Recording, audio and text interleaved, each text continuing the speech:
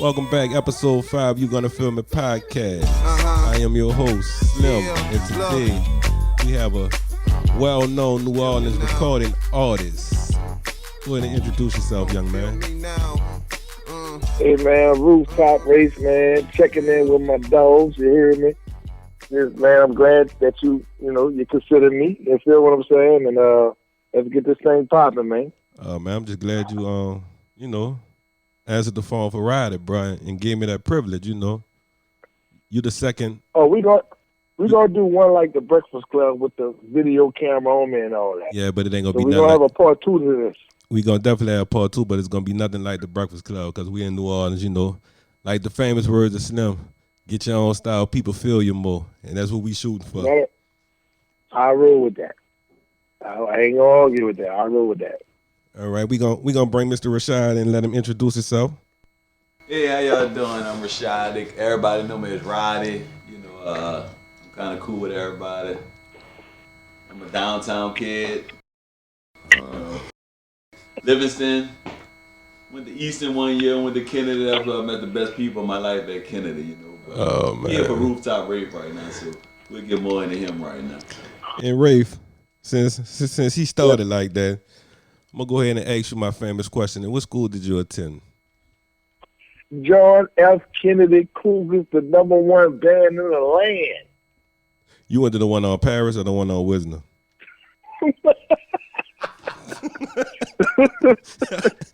the one on with me.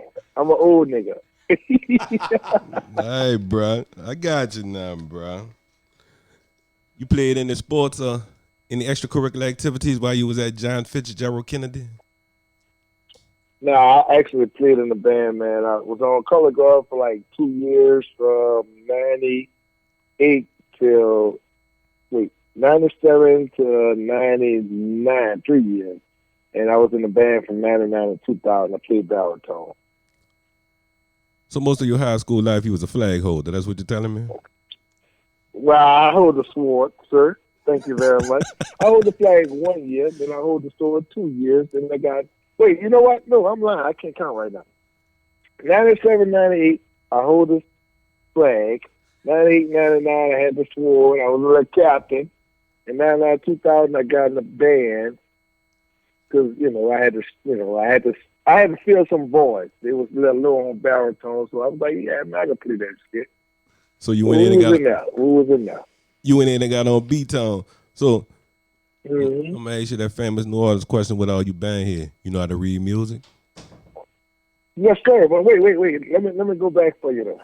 I used to be a drum major in junior high school, right? Let me guess. That so was that Andrew J. Bell school? I actually knew how to. I went to AJ Bell, and we won first place trophies like forever. Like let's get that popping just for you Livingston niggas. You hear me? But look, I went to Cali school. I actually knew how to play 3 different instruments. I played baritone, trumpet, and I played the snare drum. So I was like, I was kind of gifted with the playing instruments. So you was cold. I ain't gonna say all that. I just know how to play them. All right. I'm gonna let you slide with that. So, with that being said, you was in a band. You played those 3-4 instruments, and you was a flag holder, color guard. I'm sorry. What made you get into music? Was that your influence from the band, or you had other influences? To be honest, for some reason, like I'm gonna say, I remember this shit like it was yesterday, like 2000, 2001, like that whole like little year, right? I would like, for some reason, I'd go to sleep, man, and I'd wake up with like sensitive beats in my head, but it'd be like making like beats, right? Like making like producing music, like, but I ain't have shit to make the beats on. So I was like, what the hell's going on here? Because I'd be like, damn, like, I don't have shit, like, it was nobody. I had one partner who used to make beats. That was my partner, Floyd. Floyd from Rock Shop, my partner, Floyd. Shout out to Floyd. He went to Kennedy, too. He played, like, concert band. He didn't march in a band, but he played concert band. And I really couldn't understand why the hell I got beats in my head and I got there. I don't have shit to make it on. So I wound up going to Guitar Center in Harahan because we used to stay at Metairie at that time. We were staying in Metairie. And the shit was so crazy because I had like maybe $2,000 set aside because I was supposed to get the car that I had at the time. I had a Grand Prix. I had some little rims on the Grand Prix, and it was around Mardi Gras time, so we always going to get our car painted just for that. And I went to Guitar Center, and I was fucking around on the Yamaha. It was the Yamaha RS 7000. I still have that bitch to the day, and it's fucking 2020. And I was like, man, I could do this shit. And I left. I talked to the dude, Paul. Paul is like one of the top engineers in the city right now, but he was working at Guitar Center at the time. And I was like, man, I'm about to buy this fucking machine, but I ain't want to spend $1,500 on that machine. I'm like, I get my car painted. My car, it was like $1,800 maybe, some shit like that. But the bitch would have been cool. But I was thinking long term. I've always thought like long term decisions and financial decisions, even at a young age. And I fuck around there. I ain't buy it that day, but the next morning I went up and I went and got that shit, and man, I ran the neighbors crazy, and that's what got me into making beats. Well, that's what got me into the music, but I started making beats first. So you was like a producer / beat maker before the whole rap? Yeah, facts. You had any influences with the the producing side, beat making side? Yeah, I actually had like Dr. Dre, Scott Storch, and my partner Floyd, who was already making beats. And I had some local dudes that was into it. The Beat Master, who did I Smoke, I Drink joint. Like we had ran across each other a few times, shit like that. And after that, once you started making the beats, did you make any music for New Orleans artists, or you kind of spread yourself all around? Well, the crazy part, a partner Floyd introduced me to Soldier Slim, and it was right before he had got killed. They had a show at Audubon Park like that same day, and we went over there by Soldier Slim house. He had the in-house studio and shit like that. And I put a beat machine out, playing some beats for him, whatever. He was like, well, when you're nice with him. I was like, shit, I'm just starting out. Like, I ain't know, I was just making shit that I felt was dope at the time. Like, so he was like, man, say that one, say that one, say that one. So, make a long story short, that was like one of the guys who had a name that really heard my sound, like who heard my style and that gravitated to it. And just so happened, the situation happened. But man, I used to have Mac Man come by the house, like on some shit, listen to some shit. And he had another partner named John who used to be with them too. Nigga John was nice as shit with the lyrics. And man, them niggas was messing with me. I did some shit for a couple of neighborhood guys or whatever, but at that time the main person was Soldier Slim, for real. And rest in peace, Magnolia Slim. Most definitely. New Orleans' best rapper. So after the producing... A lot of people don't know that story, too. Yeah, this new to me. I never was told this. Yeah. Yeah, guess what? A lot of people wasn't told that. Because, exclusive. It's like probably like the third interview. So you got some exclusive shit. I appreciate that. So... Yes, sir. So from the producing to the rapping, did you just stay down here producing, or did you move and then you started rapping? How you came about this start rapping? When I moved to Atlanta, I had a few cats I was fooling with out there from New Orleans that knew me from making beats back at home. And, I would give them ideas for as hooks, certain ways to rap on certain beats, but they didn't take me serious. So, all right, cool. That's fine. And I give them the beat, and they have some bullshit on the beat. And I'm like, nah, that shit ain't, I still let them fly with it, but they wasn't really creative enough. Like, they was always talking about, the normal shit that we came from. And being in Atlanta, like, I was looking at a lot of Atlanta artists that I studied, and I observed. I was like, man, this shit got to be on some party shit out here. Like, yeah, New Orleans known for the gangster shit, but when you get to Atlanta, like, that shit on some party shit. But they didn't want to take my advice, so I was like, all right, I'm going to show these niggas how to do it. So that's how I got into rapping. So you basically started your lyrics in Atlanta, and you transferred back down here? Or was it major buzz in Atlanta when you started? I'll say this. I learned a lot from Atlanta, and I took a little bit of what I learned in Atlanta than what I grew up on as far as New Orleans, and kind of mashed it together. As far as listening to Pimp Daddy, Daddy-O, Eli Field, Cash Money, No Limit, and kind of mashed it together, because at the end of the day, the people from Atlanta, they loved our style. So I couldn't just say, well, nah, New Orleans ain't what's popping. But I was more on some, let's get the people, some fun to have, because like I said, when I used to go to the clubs in Atlanta, yeah, you had little New Orleans sets, you had little T.I., the old T.I., shit like that, but the people mostly gravitated to the dance type of music. They wanted to have, man, them dudes was coming out there sweaty, 20, 21, 22 years old. But at the end of the day, that's what the girls wanted. They didn't want the niggas who was acting like they was hard at the time. They wanted the niggas who was had them felines on, doing the snap dances and all that. I was like, all right, okay. I'm very observant, and I still do that to this day, man. I'm very observant to what the youth even gravitate to what our age bracket, like and stuff like that, So that's how that happened with what I had going on.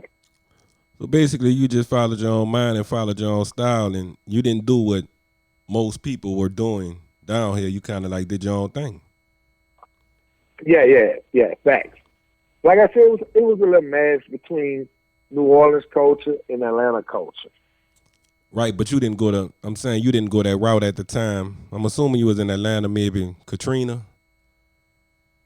After Katrina. It was about a year. It was about a year after Katrina. Yep. So, they had the whole, I want to say crunk style, if that's what you want to call it.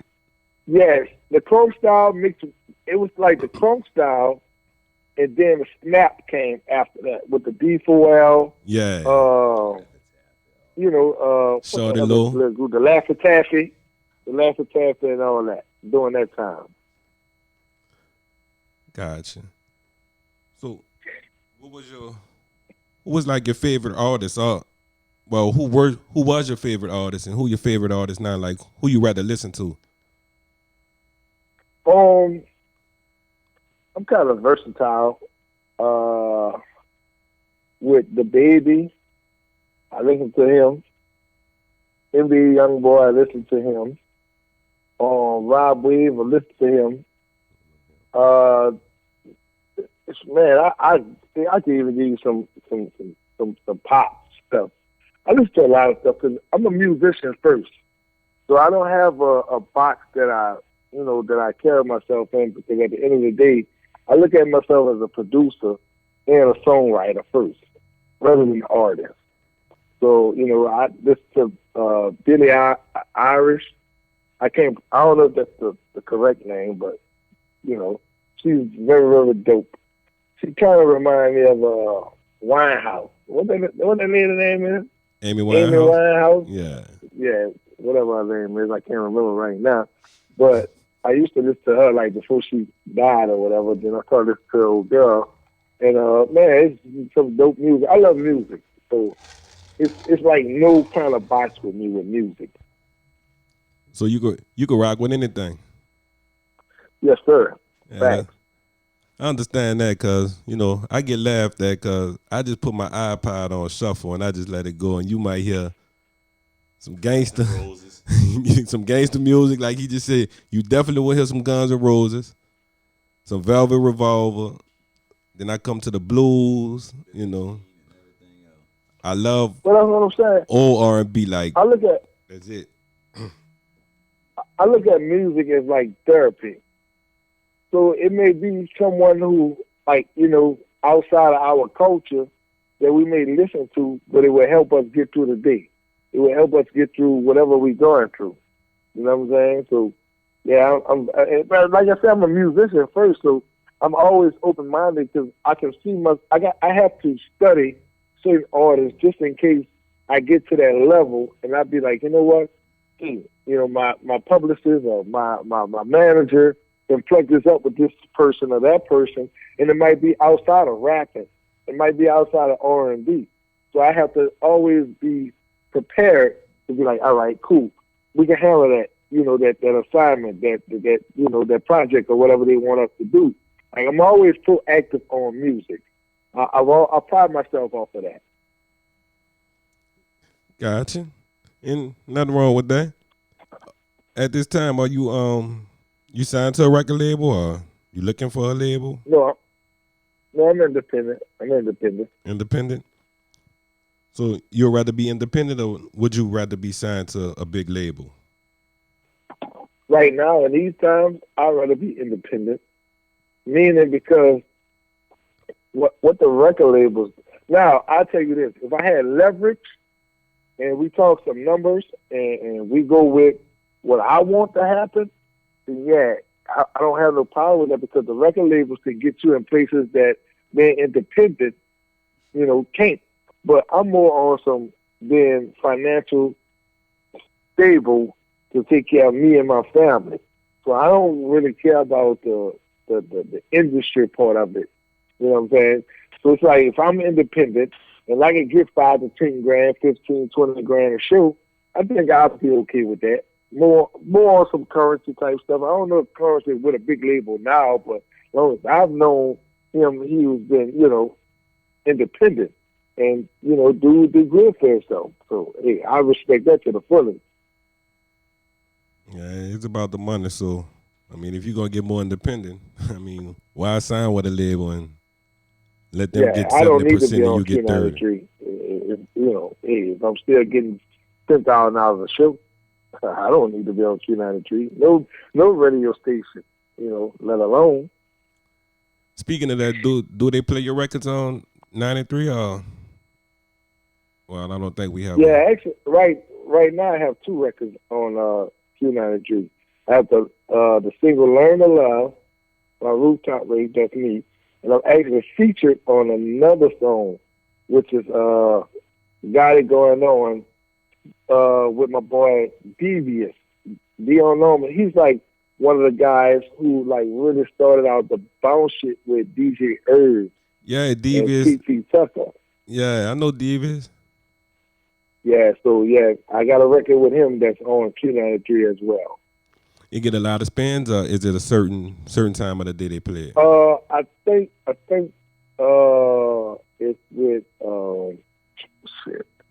I can't remember the DJ name, but it come on usually Thursday nights and Friday nights. Oh, gotcha. Thursday and Friday night. With DJ Rowe. Shout out to DJ Rowe, man. Good people, man. Yeah, Rowe always play.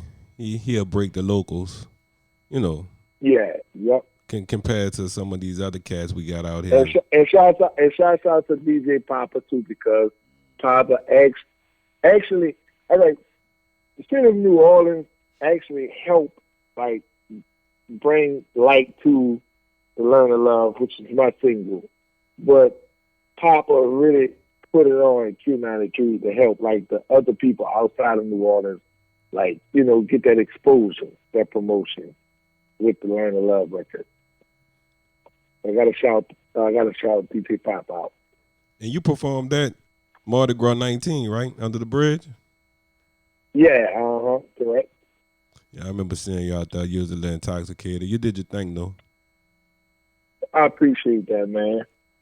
Hey, Tell them who told you to drop Yes, that. sir. Tim be doing exclusive stuff right now. Tell them who told you to drop that and mix that. You got a hit.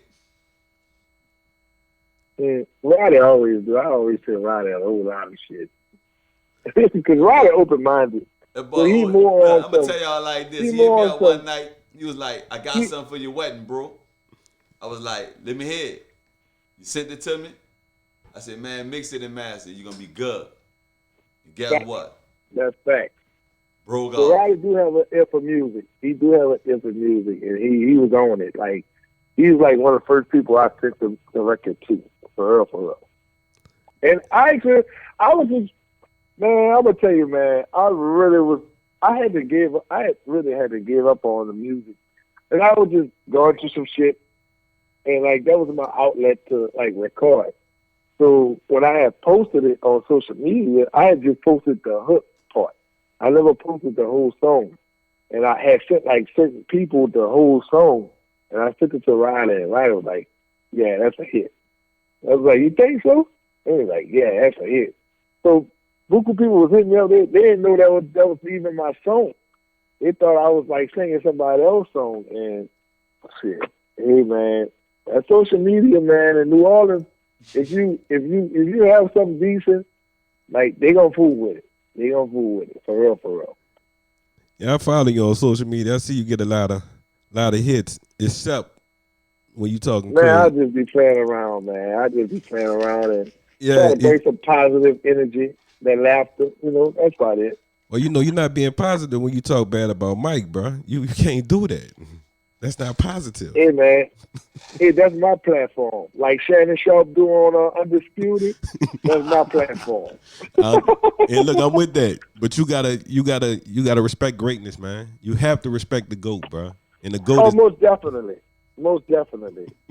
I never once said Mike wasn't great. I'm not gonna. But mate, I wouldn't even be a man if I say that. He was great. He was great, man. But hey, I just like LeBron better. I'm gonna let you slide on it. On and off the court. On and off the court. On and off the court, Pete. We're gonna Real come. talk. We're gonna come back to that. so look, and at your album, because my guy who produces the podcast, he really liked this Hood Celebrity album, bro. Like, it's I A1. appreciate that. I appreciate it. I really do.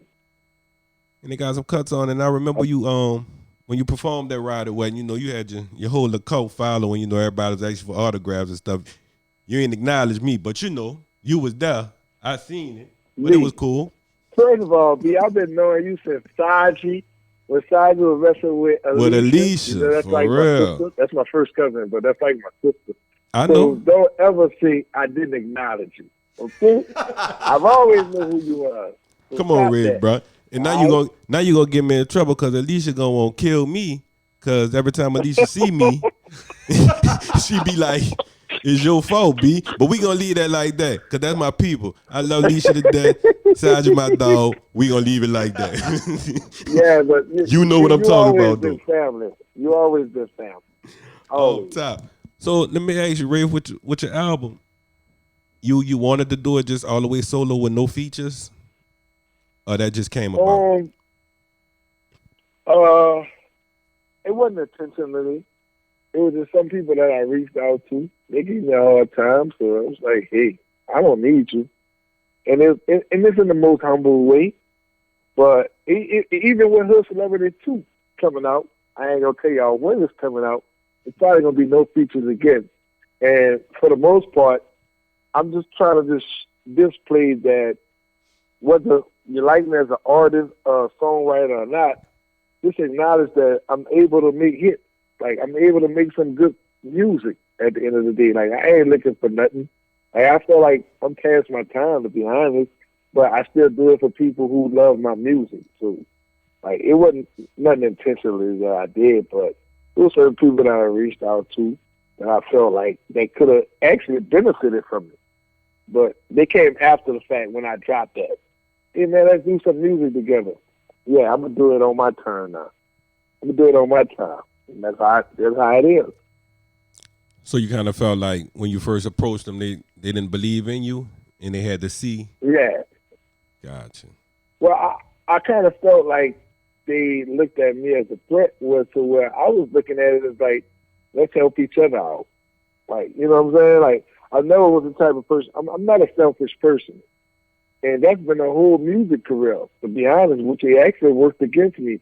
But when I look at people like Kanye West, like all the people that he helped out, especially Drake, like Drake would drop shit with a person who might be hot in Memphis, you know, as I forgot that artist's name, but he'll take that person from Memphis and put him all over the world because he done dropped his verse on it. So that's how I look at it. It's like, man, I'm really like, I'm okay with me being, you know, got a little hot single in New Orleans, like at the end of the day. But if I can help you, shit, I'm with that too. But if you want to act like you more than me when I'm the one that's popping in the most humblest way, if I'm the one popping, then fuck you. You know what I'm saying? Hey, catch me on the back end. And when that back end came, it's like, yeah, I'll still work with you, but I'm going to work with you on my own terms. So, this rider, Rafe. So, with all that being said, like, how you feel about the state of music in the city right now? As far as artists working with each other in the right way and coming together and building the city, you know, as a NO family. I still think there's some secret competition, secret jealousy amongst each other. Well, what's happening is it's okay if, all right, if you feel like you hotter than the person that's popping, right? It's okay to work with that person because what y'all gonna do, y'all gonna feed off each other, right? Right. So I'm trying to break them. I'm trying to break that you know that barrel. Like look, man. If I pop, it's not gonna hurt you. If you pop, it's not gonna hurt me. That's one of the things I learned when I was in Atlanta. Like a lot of those dudes who either popping out, little baby, like man, I used to be in the studio with them dudes, man. And them dudes, 2 Chainz. But what I saw was when they was rocking and they felt like their wave was going down, they about to take the next little artist who they believe in and they about to put them on. And so what they do is they're going to put him on, but they're going to reinvent themselves through them for another little 6 months or a year or 2 years or whatever the case may be. But for some reason in New Orleans, it's like you get a little song popping, they feel like, man, fuck that nigga, man, that shit whack or whatever, whoop, whoop, whoop. And I'm telling you from personal experience. I ain't telling you from what I think. I'm not going to name no names, but it's fucked up that we come up off a lot of these artists who we looked up to, whose songs we used to sing and dance to, that they must have thought like, bro, like, we not that much younger than y'all, okay? But I've been grinding so long, it's like, that shit a disappointment to that you would even think that about me, that you would even feel like you don't want to work with me or you too good to work with me. I got the city right now. So really and truly, I don't need you. But I'm trying to pay homage to you. You know what I'm saying? So that's the problem that I'm trying to break. Like, even with younger artists that who don't even like listen to the music, but then they'll go and like do their research and be like, man, dude popping. Man, I send them, you know, DMs like, man, keep going. You know, don't never let nobody tell you you can't make it. And that's just how I am. You know, even we run into each other in person. Like, look, I'm going to give them some encouraging words. Like, I ain't all that, but I'm going to, like, get them some motivation to, like, man, y'all got talent. Keep going. Because, hey, man, I'm going to take that back seat, bro, within a year. It's over for me. So I'm going to be looking for artists to work with. So with all that being said, okay, like who you see tonight, the next wave of New Orleans, you know, like for the younger artists and what's coming about nowadays and, you know, just locally in the city? Man, it's so many. It's a lot of them, man. I spend my time looking at Instagram and YouTube and like I'm really observing on that shit. There's a few of them, but right now, who I can see, who can take the wave and like really go with it, I say Nino Kelvin, Daniel Hart. They got like 3, 4 of them. I can't name right now. Right. Them little dudes got a wave, man. They got talent. They can go with it. For real, for real. And that's the thing, is so much talent, but I just hate to say it, is a crab in a bucket mentality. Yes, it is. You know, it is, man. Yes, it is. You can't, you can't have a vet and I'm driving a Nissan is a problem. And that's not cool, That's not cool at all. No.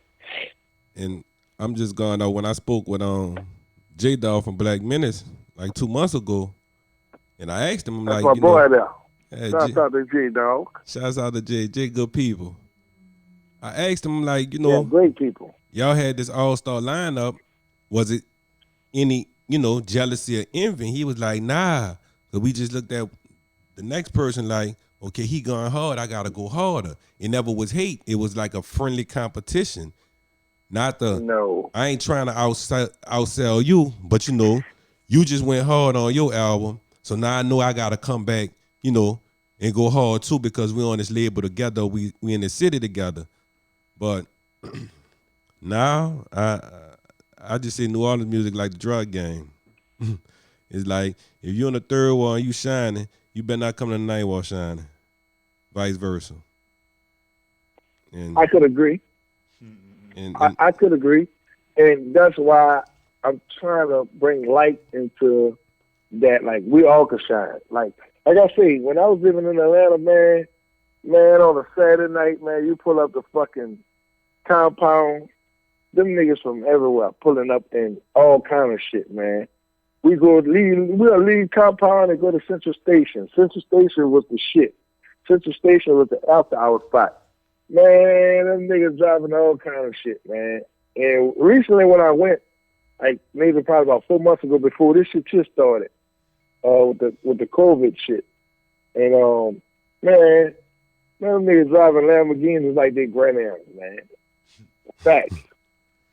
And it's all love. We all eating, we all having fun.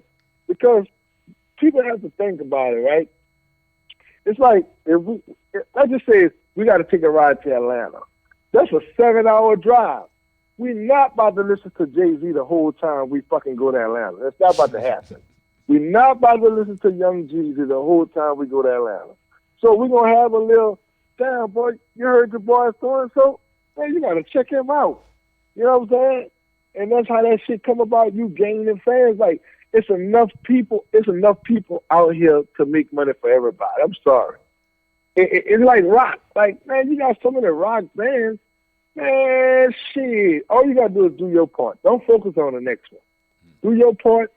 Y'all feed up. Like I like Currency and, shit, what's the fucking boy name, man? I'm there in Pittsburgh, man. Who did the black and yellow shit? Wiz Khalifa. Who did the black and yellow shit? Yeah, them dudes feed off each other.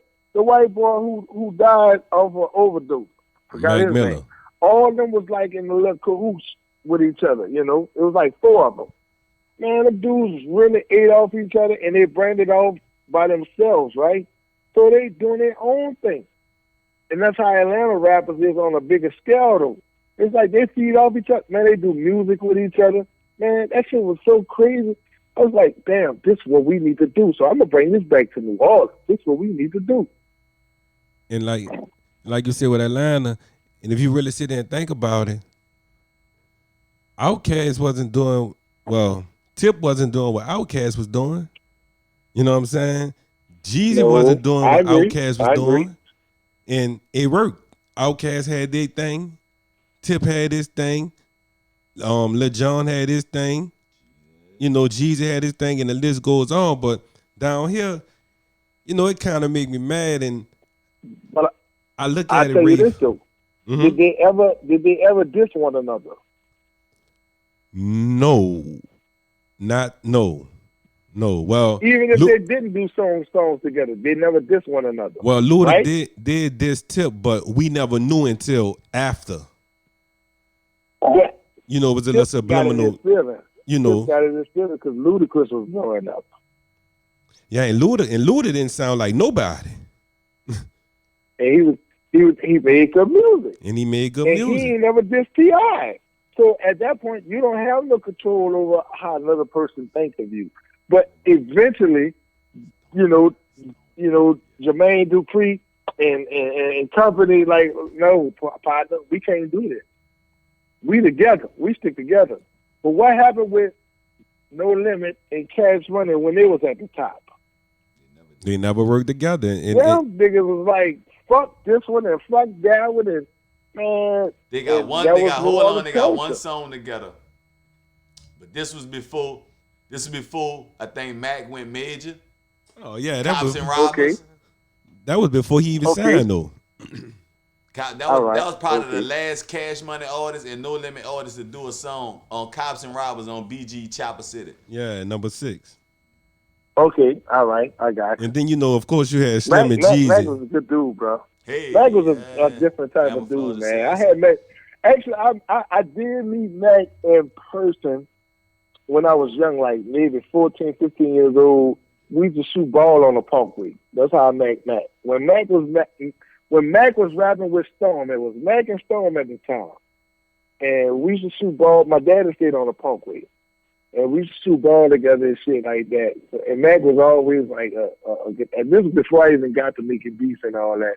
I just knew who he was. I was looking at one of the local channels in New Orleans or whatever.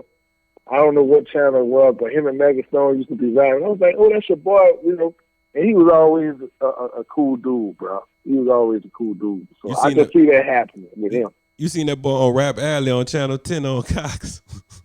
That's what That's what that was. Rap fucking Alley. Channel 10. Cause look, that's why. That's what it was, yo. Rafe is so crazy. Flashback. You was on the parkway by your dad. I stayed on Dallas shit. That boy stayed on General Taylor in Durban because they had Miss Kim Stowe. GT in Durban. Right across where he stayed at, because he stayed by a man named. Exactly. Yeah. Where we used to play ball at, since by the church. They had a church back there. They had a basketball goal. Yeah. And the man who stayed in the other side of the house was Mr. Smith. Like, I never knew that until, like, damn, that's your boy who stayed on the corner by Miss Kim Stowe, because Street Fighter 2 was in the store, so we used to be at the store. Well, before my grandma pulled rank, and, you got to get from around there. But, okay. Yeah, that's crazy. But New Orleans, dude, it's just like the crime situation. It's funny. It is, man. It is, bro. It is, because I've had some niggas like doing the whole little learn to love shit. Like nobody had nothing to say about nothing. Like on some shit. But as soon as the song popped off, I had like a certain nigga from a certain area who I actually really helped out on some rap shit, giving beats to their little clique. Nobody acknowledge them niggas, so I don't give a fuck. But that nigga come on that bitch, he act like he all that. Well, what the fuck this about? I don't act like I'm nothing. I'm just like embracing my people who showing me love. And this nigga like was in jail looking at my page. I was like, nigga, do you even supposed to be on this motherfucker? Man, these niggas crazy, but me and dude had a talk, and I kind of explained to him, like, well, nigga, I don't know what's your problem, like, but nigga, I'm still the same person who you met before all this shit happened, and we talking 02, 03 type of deal. Like, them niggas had my cars in their fucking videos. They didn't even have no cars. I put my car in their video on some shit, you feel me? Like, no, it's nothing like that. Like, he was on some, talking about some other shit or whatever. So he was like, yeah, all right, then, we could. I'm like, man, you still tripping for, I don't know, I probably was fucking one of his bitches and stuff. I don't know. So, I think it's like to make excuses for everything. Sweet Dick Rafe, huh? I guess. The rooftop. People meet Rafe. All right, to the roof, huh, Rafe? All right. From the window to the wall. But it's crazy, dude, because. But we talked it out. It wasn't that. First of all, it wasn't about nothing. It wasn't gonna be about nothing, because I'm like, dude, you're really tripping for no reason, dude. Like, know who I am, like on some shit, like, like my partners, like, them niggas was the man back in the times, like, so he knew what it was, like, like I said, like, nigga, y'all niggas was hustling. I wasn't hustling, but I had a car that was popping. Y'all didn't even have a fucking car to put in the video. Shit. Go ahead and throw my shit in your video. That when the spinning rims was popping. That's when the spinning rims was popping. Yeah. The spinning rims with the candy on the side of the car, the logo. Oh, 0102, the spinning rims with the shit. That was 4X t-shirts and headbands. But Kennedy taught us how to be like that, bro. Yeah, bro, they did something dangerous. Kennedy taught us how to be like that, man. I'm sorry. Bro, I don't want to cut the podcast short, bro. We gonna stop with this Kennedy for nonsense in here. Reed Boulevard was stuck to limitations. They ain't go past Morrison probably. This man crazy. They ain't come past Downman. My bad. This man really crazy. It's all love, though. It's all love. It is all love. I'm just trying to break that cycle, man. That's all, man. We all came from District 958, Rafe. So I said we all came from District 958 school, so it's all love. Yeah, facts. It's all love. Say facts. Double facts. We just trying to spread love, though, Brian. From a fan standpoint, I appreciate what you do because I can actually put you on and I don't get in this mind frame of gonna hurt somebody. No. But when I do hear that how to love, I won't go do, something I ain't got no business. But, it's all good. How to love, that's it. Yeah, bro. Yeah, I got a part 2 coming out too. They don't know. I'm gonna drop it real soon. That's gonna be on the new album, or? Yeah, that's gonna be on the new one. That's gonna be on the new one, definitely. And you're not gonna give me no sneak peek of when the new one there? You ain't gonna hint to me? No. But I'll tell you this: I text it to you, I email it to you before it even hit the mainstream. How about that? I appreciate that. Say, bro, before you leave us, bro, let people know how it is to work with a West Bank artist. I tell you this: West Bank artists show me more love than East Bank artists. I tell you that. Like far as recognition or money. When I started applying pressure, that West Bank artist was like, it's just something that I really want to do, but he can't deny it. I fuck with my dog Chop. It's no bad. It's more of a communication thing, and I wanted him to understand that, bro. Like, you got a new single that you popping. I'm not gonna get mad with you because that's what you want to push, but just tell me the honest truth on what's going on. Like, if a big event going, hey, man, they got 10 minutes. Hey, bitch, what the fuck you got them performing some bullshit-ass song from 92 that you did? They ain't trying to hear that. They want to hear Learn to Love along with your new single, But that's a different story. I paid a person for their feature. I didn't pay a person for them to carry me everywhere they go. Right.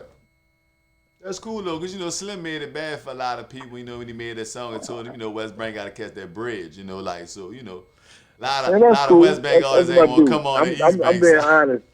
I would be honest. Like, Chopper actually was the first known artist to really acknowledge the song "Learn to Love" before he was even on it.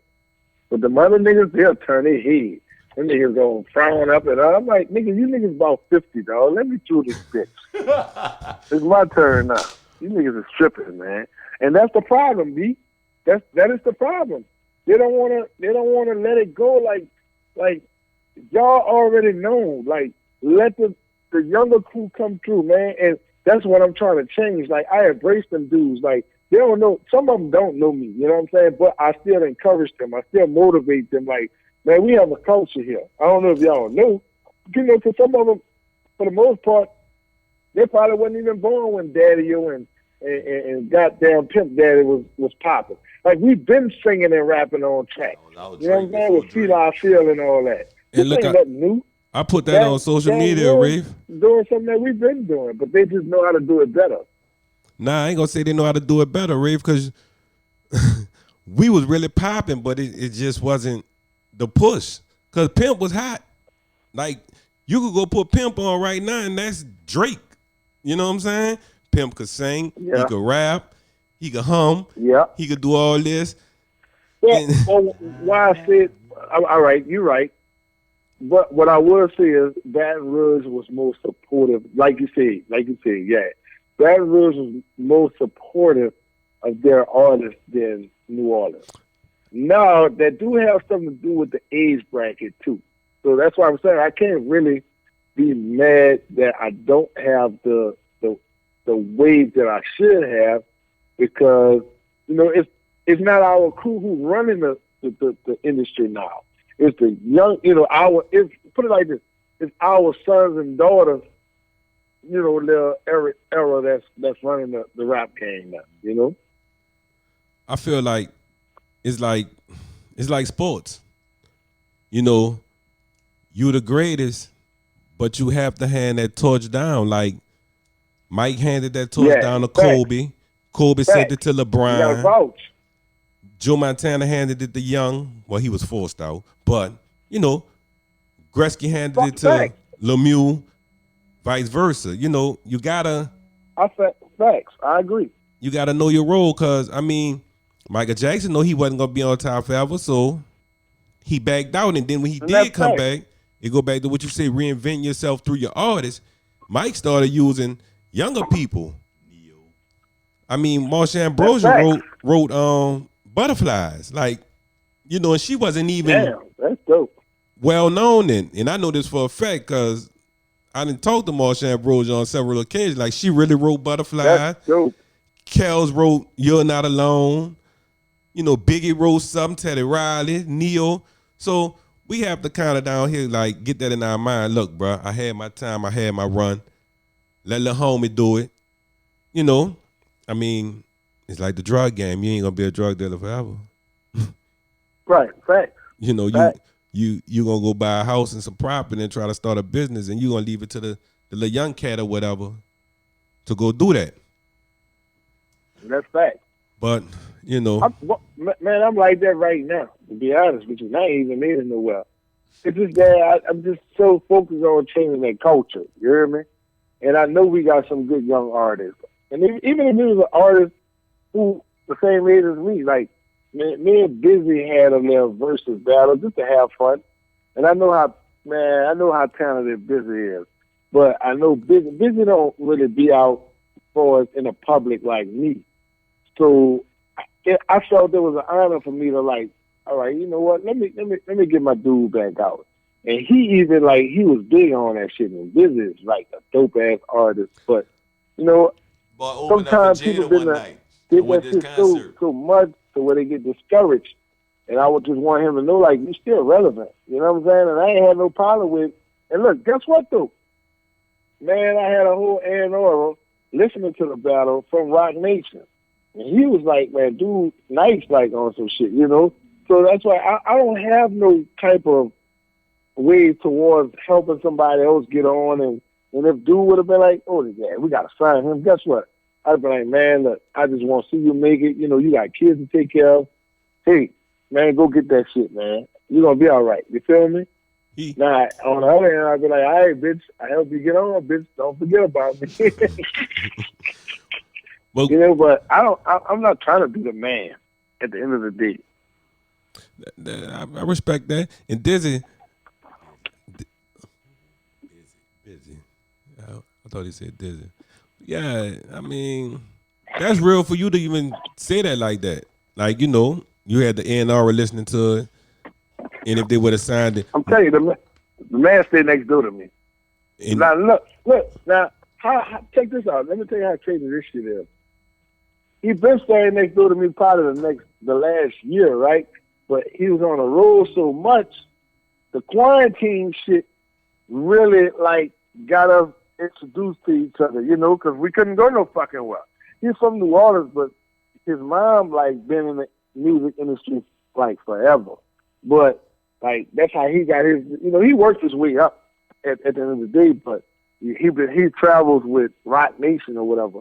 So, and I didn't even, the crazy part about it is, I didn't even introduce myself as no artist or nothing. He found out through somebody else the type of stuff that I was doing. So, I had to live shit at my house. he was listening in. He stayed right next door. He came over, you know, we had some drinks and shit like that. And I was like, man, look, I told him, I was like, look, this dude is he nice as shit, you dig? I'm more on some. I'm bringing this nigga out of retirement on some shit. You feel me? Like I know what he had, you know. And now, like last week, him and Roddy.We, which is two. It makes two of them because Roddy.We is nice. You know what I'm saying? I'm like, man, I'm glad to see them niggas like really doing their fucking thing. And I even told him, I said, go check out Roddy.We. You got a business was straight. Go check out Roddy.We. And man, he said, man, that's a hell of a dude's nice. But I guess the music game is more on some. You know, the music game has changed. It's not even about lyrics no more. It's about who can make the best songs. Like you can say ooh ah ah the whole fucking track, but you got a track and that bitch rocking. Look at the song. Do it like a snake. Y'all know that was some bullshit. I just told him that I hate that song, son. Guess what? I ain't hear that. I don't know what happened. I ain't hear that song on the radio about the last 2 months. I guess the coronavirus must have knocked that off the radio station. I ain't hear that shit since coronavirus. Hey man, Roddy.We last album, it was nice. I bought it. Yeah, I bought one of his albums. Well, that bitch was dope. Well, you know he went to Ed, right? He graduated from Ed, but I ain't want to throw that. Well, yeah, in. Guess what? I even told Roddy.We, look, let's do some shit together, man. The man ain't answer my phone call. See? You see what happened? Well, it's all good. You see? Y'all Ed niggas think y'all above everybody, bro. Nah, me, bro. You know I answer the phone anytime. No, I'm not gonna say that. I take that back because he never acted like that. I probably could have caught him on a bad day or something. So I'm not gonna even use that against him. I ain't gonna use that against him. I probably could have caught him on a bad day. Shout out to Roddy.We, man. Keep all right. Yeah, man. Well, fucking right, man. That nigga the truth. Facts. Before I let you get out here, Rafe, you been staying safe through the coronavirus? Yes, to the best of my ability. You been abiding by the rules? Social distancing with somebody's daughter. My man. I got a quarantine B. Yeah, I got a quarantine B. Goddamn right. You think I was gonna stay in that condo by myself for fucking 2 months? Fuck no. Hell no. You gotta edit this part though. You don't want to get in trouble, huh? Slaying that pickle meat. My man. We gotta do this live, B. We gotta do this live, yo. For real. We gotta do this live. With the cameraman too. Don't give me that bunk shit. Cause y'all be looking all fire with the cameraman. I was like, oh, these niggas about to blow. You talking about me? I was like, these niggas about to blow. That shit. They had the good shit too, the good microphones, right? They had the good microphones and shit. Big old desk. Say, bro, we just big old desk and shit. I'm like, oh yeah, fucking hell. For real, huh? Hey, bro, we just trying to do something different, Rafe. I was like, I'm the hottest nigga in the city, and they ain't interviewed me yet. Like, what's that about? Rafe, that wasn't my project. I don't care who project it was. Whoever project it was, he was supposed to know. That's why I called you for. I was the coldest. Like, look. I ain't gonna say I was the coldest rapper in the city. I just say I had the hottest song in the city. Okay, because New Orleans do got some dope ass niggas. For real. But I wanted you, Rafe. But I couldn't overstep my boundaries. All I could do was give my suggestions. Right. So when I got my own little platform, I appreciate that. Look, when my man said, B, I want you to do your thing, I told my man, look, I gotta get Rafe on here. He was like, who is Rafe? I sent him the album, and now for the last 3 times I've been over here, I gotta hear about Rooftop Rafe. I love Rafe. But I don't want to hear about Rooftop Rafe all 3 times, and every time I come here, like, be that let's talk about something else, bro. All right. But it's cool. Right. I can feel that. But definitely, when we do video, we definitely gonna get you in here so you can be looking all fly. Shit, you might get me lucky when I interview you on camera. Who knows? Yeah, man. I gotta get that shirt to you too. I got you, bro. I gotta get that shirt to you. So look, before you go, let the people know the name of your album, where you can be contacted at. Social media, Twitter, everything, and your shirts. Because, Them shirts are high commodity down here. Man, hey man, hey, we trying shit. But look, I am Rooftop Rafe. You can catch me at Instagram, Roof_top_Rafe. I got a mixtape out right now, Hood Celebrity. I'll give y'all this warning. I got Hood Celebrity 2 dropping in any day. Like, before this month out, Hood Celebrity 2 will be dropping. And I do have shirts. I'm from New Orleans, not Louisiana.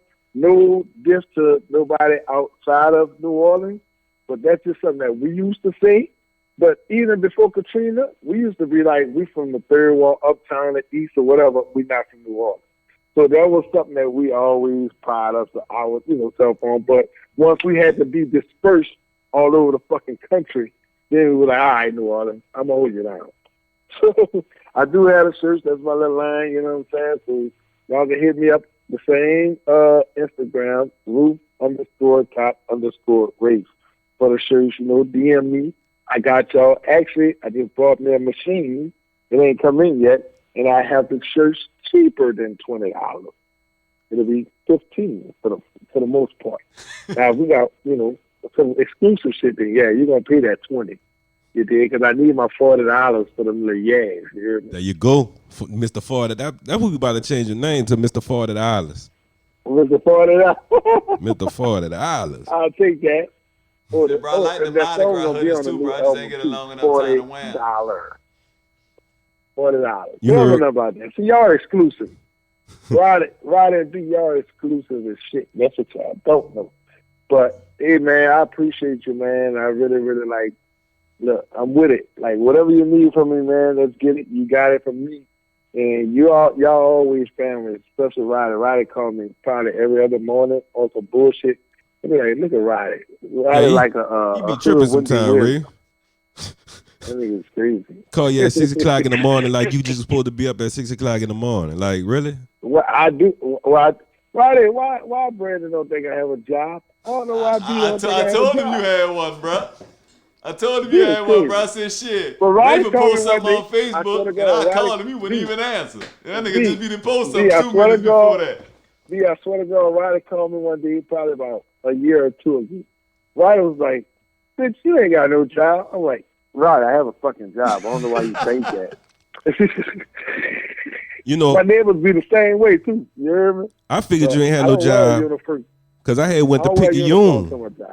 And you always tell me, oh, I ain't make it past Kenner, but you famous in Picayune, Mississippi. So I just figured like, he ain't working no more. Oh, man, I appreciate Picayune. I like Picayune. I've been through that a few times. I love wave and slide out too. See? You passed Kenner, partner. I like Picayune. I fuck with them, man. Appreciate hey, you, man, but let me know when you need me again. We're going to come in the studio. You hear me? And I apologize for today, actually, because I was supposed to be in the studio, but you didn't tell me this was just audio, Hey, I was going to put on the clothes with the outfit on, I was going to tell my barber, give me a little French lining and everything, you feel me? But you say you didn't need that to. Put your wingtip Stacey Adams on, huh? It's all love, baby. It's all love, Rafe. I really appreciate you, dude. Much love. I'm going to get at you. And you keep going, man. Yeah, you keep going, man. You I got ain't stopping, Rafe. going on. I'm not going to stop. It's something positive. I ain't even trying to do nothing negative. It's just something positive. So. Yes, sir. Appreciate you, brother. All right, Roddy. All right, Rafe. Thank you, bro. All right, baby. And we appreciate everybody listening to You Gonna Feel Me podcast.